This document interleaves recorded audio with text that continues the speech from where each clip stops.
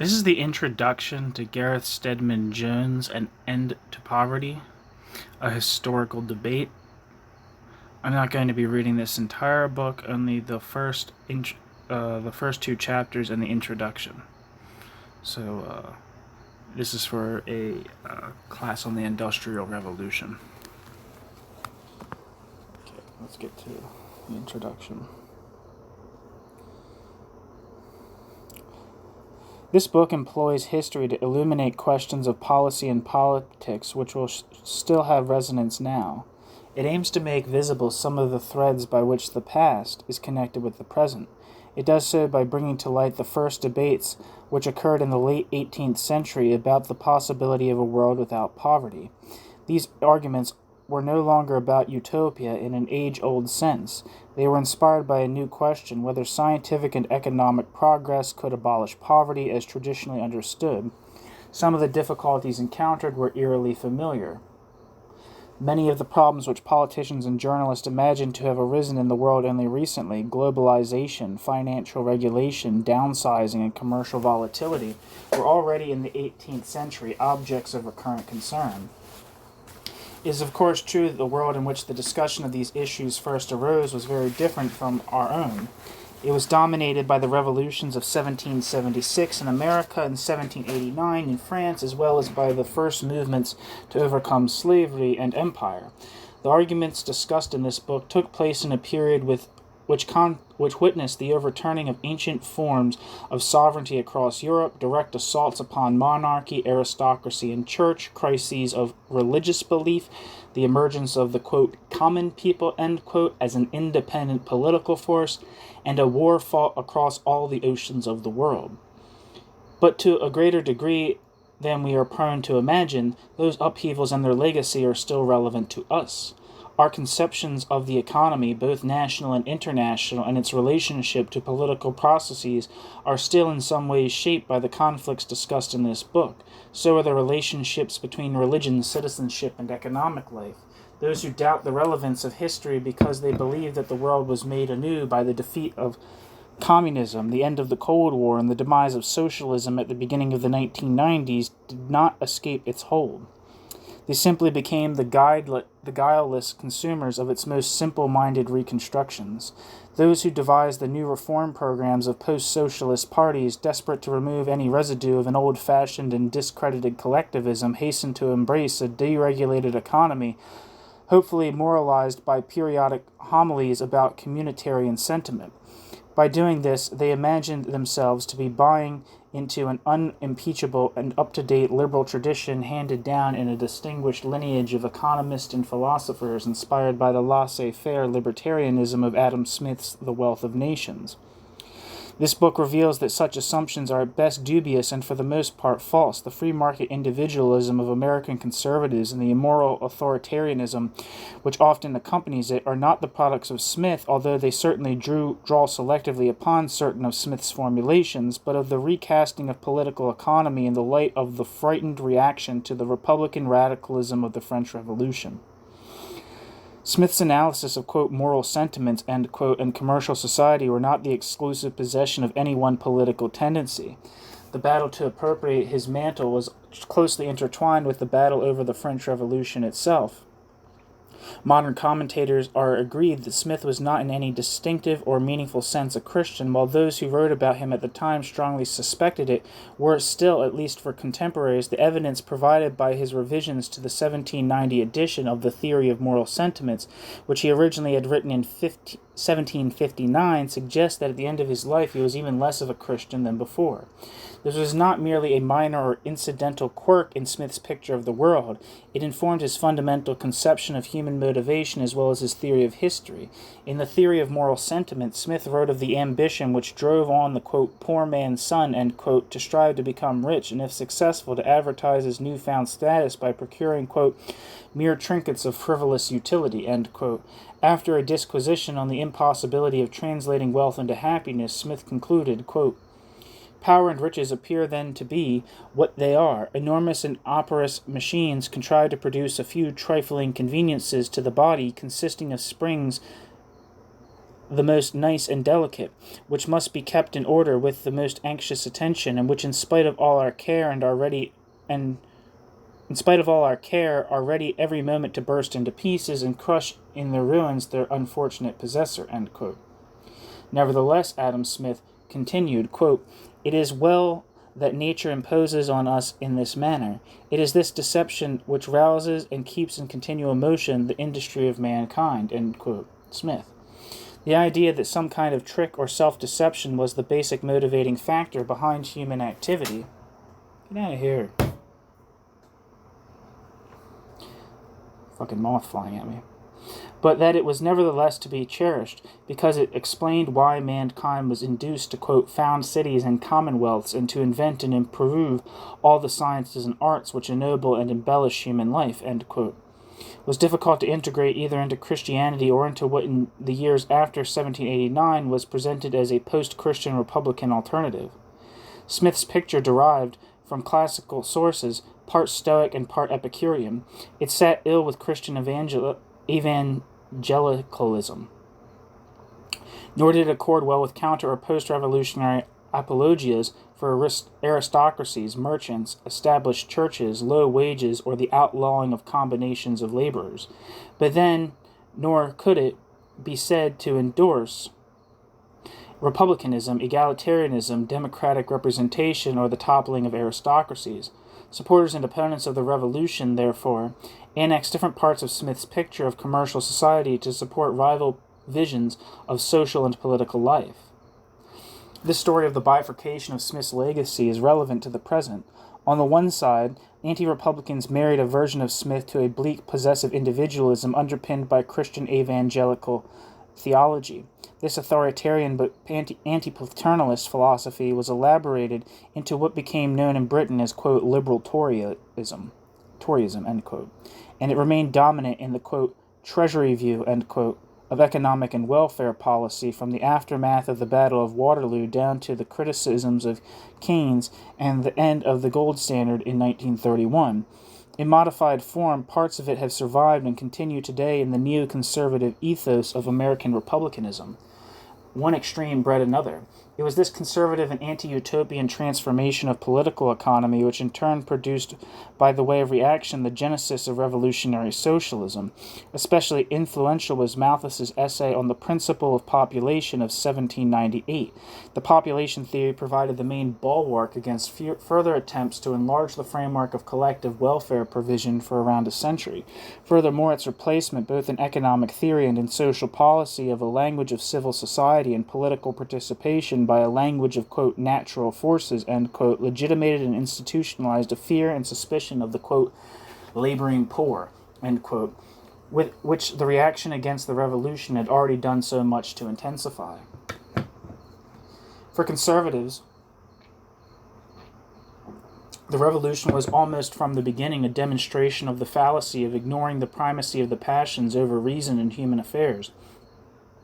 In the course of the 1790s, this outlook, deeply rooted in Christian assumptions about original sin, was translated into the terms made available by the Newtonian language of natural theology and was extended into the sphere of sexual gratification. By treating reproduction as a biological imperative and the primal driving force behind the activities of the mass of humanity, past, present, and future, Malthus subordinated all history, law, and culture to an instinctual, non-social, and ahistorical force. Once this conception had been implanted at the heart of political economy, the core of economics was henceforth situated in the realm of nature. It was for this reason that a crude behavioral approach to human psychology came to be considered the appropriate method in the development of economic theory. What this ignored was the fact that observed regularities in the process of production, consumption, and exchange, far from belonging to nature, were only possible when such transactions were regulated according to law and custom.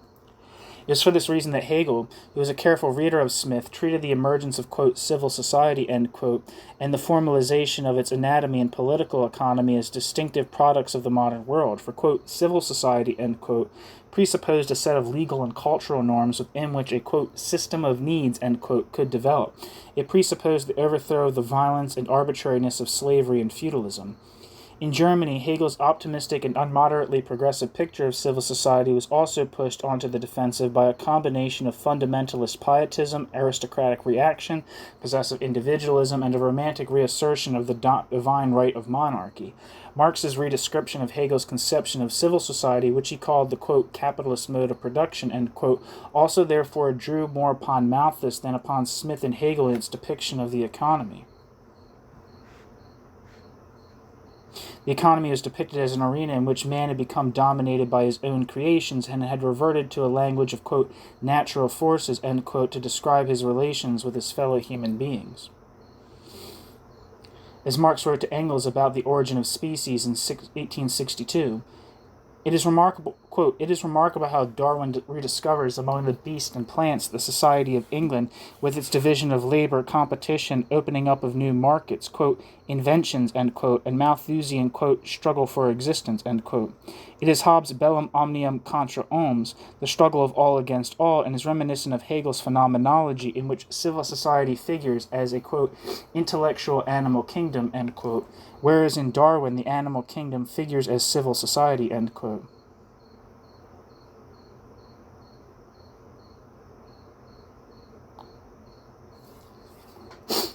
I'm gonna say this. Sorry, this is just me. This is me making a comment.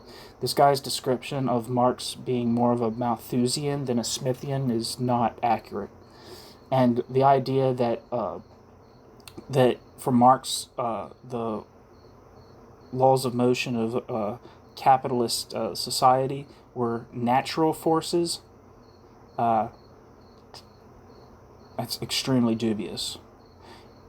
Marx's conception is way more congruent or adjacent or whatever, some fucking word. No, but it's way more congruent or analogous to Smith's idea of the invisible hand, whereas Adam Smith spoke of the benefits of universal selfishness evolving into a force of nature, the invisible hand, providing universal wealth to society at large. Marx saw the downside of that type of invisible hand, of the non-controllability of market economies and capitalist production. So he was definitely a person who thought the laws of capitalism were social laws and not natural laws like Malthus. Malthus had the idea that there was something to the effect of population expands exponentially while food production only expands arithmetically or something to that effect. And so what results is that there was the constant growing population of poor people was eventually going to cause mass starvation, and what was required was some kind of, to my understanding, some kind of enforcement of morality upon the poor to control their wild reproductive urges, or something like that. Anyway, I don't know much about Malthus, but I know that saying that his ideas of social forces were analogous, or Marx's idea of social forces were analogous to Malthus is completely wrong. But anyway, who cares about that? Let's get on to reading.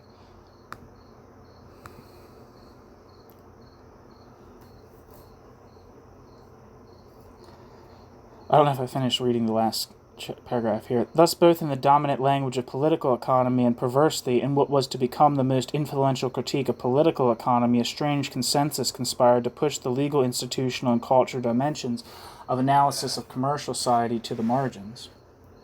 Could there have been an alternative to this conservative trajectory and the revolutionary communism it provoked in response? What of the use that the Republican supporters of Enlightenment and the Revolution, Antony Nicolas Condorcet and Thomas Paine, it's probably Condorcet, made of Smith and other advances in the 18th century moral and social sciences to form the social underpinnings of a viable republic? As this book makes clear in its discussion of the reaction to the proposals of Condorcet and Paine in anti-Jacobin England and post-Jacobin France, such an alternative was virtually smothered at birth. even when its protagonists were not literally burnt in effigy, as Paine was all over England in the early 1790s, or pushed like Condorcet to a premature death. Their proposals were radically misrepresented, nor was there a strong constituency pushing for such policies among those supporting the ideals of the Revolution. Moderates simply hoped that post-1789 France would resemble post-1688 England, both among those still pressing for reform at home. Smith was henceforth harnessed together with Malthus. Those who seriously questioned this equation were relegated to a romantic twilight zone beyond the pale of respectable economics. Conversely, for those on the left of the Revolution, the proposals associated with Paine and Condorcet were considered too respectful of commerce and private property to be of use. Nor did the situation greatly improve in the 2 centuries following 1789. The tax and welfare policies of Condorcet and Paine went not wholly forgotten, were only recalled as oddities of no pragmatic relevance. Later proposals for natural insurance and old age pensions drew upon other sources of inspiration and were designed to attain different political aims. In the 20th century, the tradition which pushed the interpretation of Smith rightwards, from Hayek to Himmelfarb, built up a strong and elaborate case resting, among other things, upon an old-fashioned respect for historical scholarship. By contrast, the left, which was reluctantly forced to retreat from Marxism, often seems drawn towards the abandonment of any detailed engagement with the historical terrain at all. Its preoccupation with what it likes to call the, quote, Enlightenment project, end quote, has generally been of a distant and condescending kind, largely uninterested in the detailed political and cultural disagreements that arose between those covered by them. By making knowledge itself the enemy of progress, this approach has closed off historical curiosity and has deprived progressive currents in contemporary political debate of a usable and honorable historical tradition upon which to build. In this book, by contrast, I will argue that the moment of the convergence between the late Enlightenment and the ideals of a Republican and democratic revolution was a fundamental historical turning point. However brief its appearance, however vigorously it was thereafter repressed, it marked the beginning of all modern thought about poverty. Neoconservative historiography belittles the importance of this episode in the history of the social thought as little more than an eccentric tinkering with poor law reform. Old left historiography minimizes its significance because it is still fixated upon the, quote, bourgeois, end quote, limitations of such programs. Post-Marxist parlance, on the other hand, condemns it for its supposed equation between knowledge, power, and emancipation, for its imagined epistemic inadequacies on questions of race, class, or gender. What was new about this revolutionary movement at the end of the 18th century was the realization that there need no longer be such thing as the, quote, poor, end quote. This, in turn, was a product of the new conditions of the 18th century after the bitter and protracted conflict unleashed by the religious and civil wars of the 16th and 17th centuries. The 18th century was the first period in which the populations of many European countries experienced prolonged periods of internal peace. It was the first time, therefore, that observers were in a position to discern an underlying pattern, rhythm, or system to economic life, a pattern that was relatively distinct from the bellicose politics, military, commercial, and imperial of the courts and aristocracies of Europe. This was the context in which, for the first time, contemporaries could begin to discuss the meaning and implications of living in a commercial society, or what would now be called, quote, capitalism, end quote. Across Europe, the period between the late 17th and early 19th centuries witnessed an increase in market-oriented activity on such a scale that economic historians have called it the, quote, industrial revolution, end quote. The imperatives of commercial society reached into the poorest cottage. Leisure time declined as the attractions of a money income or the necessity for it increased. Domestic production was increasingly devoted to marketed goods and no longer to goods or services directly consumed within the household. Seasons of underemployment in marginal agricultural areas were increasingly absorbed by spinning, weaving, or other manufacturing activities in what used to be called the, quote, putting out system, end quote, or more recently, quote, proto-industry, end quote. There was a substantial increase in the market-oriented labor of women and children. The pace and intensity of work increased. In such a society, the afflictions regularly attending the life cycle of wage and salary earners became clearly visible. For the first time, such afflictions could be seen to form part of a pattern which pre-existed the peculiarities of temperament or behavior of particular individuals. This sense of a pattern was the product of a prolonged period of internal peace, of the rule of law, of growing prosperity, and of the relatively uninterrupted development development of economic activity. As a result, habitual attitudes towards the poor begun to become dislodged. As far back as the end of the 1600s, the difference in prosperity between the English economy and any other in the world had been noted by John Locke. Modern nations, even if poor in resources, could feed their populations without resort to conquest, thanks to the increasing productivity of the land.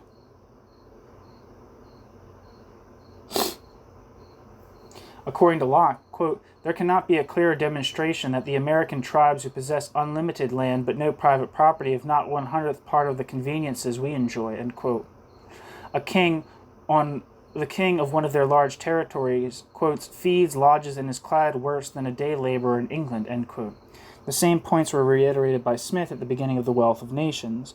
But if commercial society were associated with a progressive improvement in the conditions of life and a greater chance of bettering one's condition, it came at a cost. The cost of enjoying the opportunities offered by this more volatile world was the willingness to live with chance. The afflictions which individuals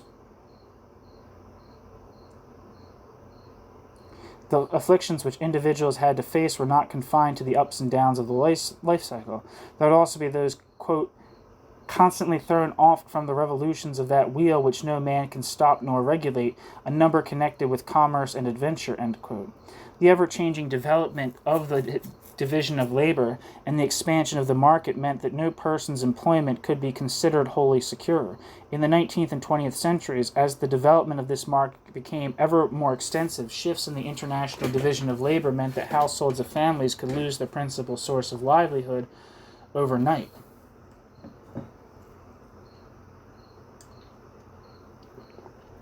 Finally, there was what has come to be known as the, quote, vision thing, end quote, which, as most political observers are aware, is always prone to become more expansive in times of revolution. As a result of 1776 and 1789, references to the, quote, people, end quote, could no longer ignore or evade questions about representation, democracy, or equality, while the rich were reminded that their hegemony was provisional and contingent. Politically, the effect of the American and French revolutions was to dislodge or undermine early modern commonplaces about the place of the poor in the social hierarchy. Instead, there emerged the beginnings of a language of social security as a basis of citizenship. In this new approach, there was no such thing as poverty. There was no such entity as the, quote, poor, end quote. In their place, there were, quote, a great number of individuals almost entirely dependent for the maintenance of themselves and their families, either on their own labor or on the interest from capital invested so as to make their labor more productive, end quote.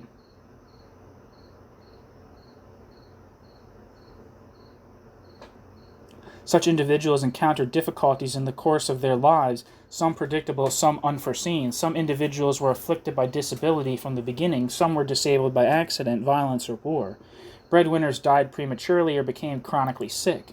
In old age, and now even more in extreme old age, individuals could no longer earn their living and so were likely to need increasing amounts of care. In many instances, their families were no longer able to help them, or they might have lost what families they once had. The care of children before they were able to contribute to the livelihood of the household could also become onerous.